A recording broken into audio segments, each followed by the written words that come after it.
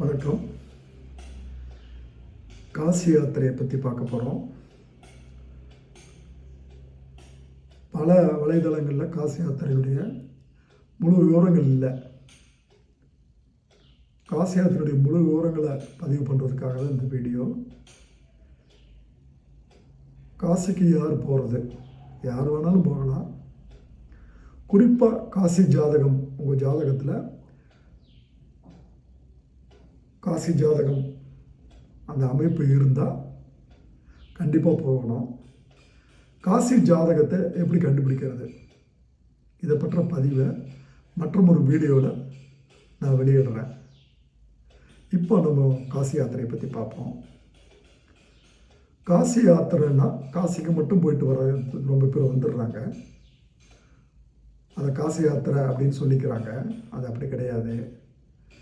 காசி யாத்திரையை 3 விதமாக சொல்கிறாங்க. ஒன்று மகா யாத்திரை, இன்னொன்று தீர்த்த யாத்திரை, காசி யாத்திரை. காசிக்கு மட்டும் போயிட்டு வந்துட்டா அது காசி யாத்திரை. தீர்த்த யாத்திரை ராமேஸ்வரம் பக்கத்தில் தனுஷ்கோடி அங்கேருந்து ஆரம்பித்து காசிக்கு போயிட்டு வர்றது தீர்த்த யாத்திரை. மகா யாத்திரை குலதெய்வமிருந்து ஆரம்பித்து குலதெய்வத்துக்கிட்ட முடிக்கிறது. இப்போ நம்ம மகா யாத்திரை பண்ணுறதை பற்றி நம்ம பார்ப்போம். மகா யாத்திரை பண்ணுறது தான் முழு பலனையும் கொடுக்குன்றது என் ஞாபகத்தில் வச்சுக்கோங்க. முதல்ல குலதெய்வத்துக்கிட்ட போயிட்டு தீபம் ஏற்றி வழிபட்டு அர்ச்சனை செஞ்சு காசி யாத்திரை போகிறதுக்கு முன்னால் கும்பிட்டுட்டு அதுக்கப்புறம் நம்ம ராமேஸ்வரத்துக்கு கிளம்பணும். ராமேஸ்வரம் குலதெய்வம் இதுக்கெல்லாம் முன்னால் என்னுடைய ஆலோசனை 59 வயதில் ஒரு திருக்கடையில் ஒரு பூஜை பண்ணுவாங்க. அதை பண்ணுங்க. அதுக்கப்புறம் 60 வயசு ஆரம்பிக்கிறப்போ, முடிக்க போகிறப்போ இல்லை, ஆரம்பிக்க போகிறப்போ சஷ்டியத்தை பூர்த்தி பண்ணுவாங்க. அந்த சஷ்டியத்தை பூர்த்தி முடித்ததுக்கப்புறம் நம்ம இந்த மகா யாத்திரை பண்ணுறது ரொம்ப சால சிறந்தது. இப்போ குலதெய்வத்தை நம்ம முடிச்சுட்டு ராமேஸ்வரம் போயிட்டு அங்கே தங்கிட்டு அங்கே இருக்கக்கூடிய ஒரு ஐயரை கூப்பிட்டுக்கிட்டு தனுஷ்கோடிக்கு போகணும். தனுஷ்கோடியில் அரிச்சல் முனை, அங்கே சங்கமம்னு ஒரு இடம் இருக்குது. இந்தியன் ஓஷனும் வங்காள விரியோட பே ஆஃப் பெங்காலும் சங்கமிக்கிற இடம். அங்கே மணலில் வில் தனுசை வரைவார் ஐயர்.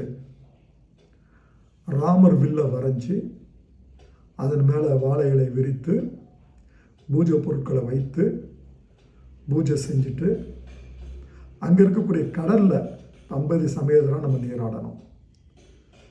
3 தடவை கடலில் மூழ்கி எழுந்திருக்கிறப்போ கைப்பிடி மண்ணை ஒரு தடவை எடுத்துகிட்டு ஐயர் கையில் கொடுக்கணும். ஐயர் அதை வாங்கி 3 லிங்கங்களை வாழை இலையில் ரெடி பண்ணுவார். ஒன்று பிந்து மாதவர், 2வது சேது மாதவர், 3வது வேணி மாதவர். இந்த பூஜை முடிஞ்சதுக்கு பின்னால் பிந்து மாதவரையும் சேது மாதவர் இந்த லிங்கங்களை நம்ம அங்கே கடலில் கரைச்சிட்டு வேணி மாதவர் லிங்கம் செய்யப்பட்ட அந்த மணலை சுத்தமான புது துணியில் இல்லைன்னா துண்டில் இல்லை பெஸ்ட்டு ஒரு பாலிமர் பாக்ஸு, 1 லிட்டர் பாக்ஸு கடையில் இருக்கும், டப்பா இருக்கும், அதில் போடுறது நல்லது. காய வச்சு எடுங்க, ஈரத்தோடு போட வேண்டாம். பிளாஸ்டிக் டப்பா தயவு செஞ்சு யூஸ் படுத்தாதீங்க, உடஞ்சிரும். ஸோ இந்த வேணி மாதரை நம்ம கையோடு எடுத்துக்கிட்டு அடுத்து நம்மளுடைய டெஸ்டினேஷன் ராமேஸ்வரம் தான். ராமேஸ்வரத்தில் கர்மா பூஜை பண்ணணும். ஐயரை வச்சு கர்ம பூஜை பண்ணி முடிச்சதுக்கு பின்னால் அக்னி தீர்த்தத்தில் நீராடணும். ராமேஸ்வரத்தில் கர்மா பூஜை பண்ணுறதுக்கு மெயின் காரணம், காசிக்கு போகிறப்போ இதுவரை செய்த பாவங்களை இந்த பிறவியில் செய்த பாவங்களை நீக்கிறதுக்காக ராமேஸ்வரத்தில் கர்மா பூஜை பண்ணுறாங்க. அதை முடிச்சுட்டு அக்னி தீர்த்தத்தில் நீராடினதுக்கு பின்னால் ராமேஸ்வரம் ராமநாதர் கோயிலில் நம்ம 22 தீர்த்தங்களில் நீராடி அதன் பிறகு சுவாமியையும் அம்மனையும் வழிபடணும். பிறகு அங்கே இருக்கக்கூடிய கோடி தீர்த்தத்தை எடுத்துக்கிட்டு, கோடி தீர்த்தம் உள்ளே கோயில் உள்ளேயே நம்ம விற்கிறாங்க, தேவஸ்தான சார்பாக விற்கிறாங்க. 1 லிட்டர் 20 ரூபா, நீட்லி பேக்கடு. கரெக்டாக ஒரு பாட்டில் வாங்காதீங்க. காசிக்கு போகிறப்போ, நம்ம ட்ரெயின்லேயோ ஃப்ளைட்லேயோ போகிறப்போ அது உடையிறதுக்கோ இல்லை அதை மிஸ்பிளேஸ் பண்ணுறதுக்கோ வாய்ப்பு இருக்குது. நானும் மனைவியும் பையனும் போகிறப்போ 3 பாட்டில் வாங்கிக்கிட்டோம். 3 சூட்கேஸில் வைக்கிறப்போ ஒன்று மிஸ் ஆனால் கூட, ஒன்று உடஞ்சா கூட, மற்றது நமக்கு காசி விஸ்வநாதருக்கு அபிஷேகம் பண்ணுறதுக்கு யூஸ் ஆகும் அப்படின்னு நினைப்பில் 3 பாட்டில் வாங்கிக்கிட்டோம்.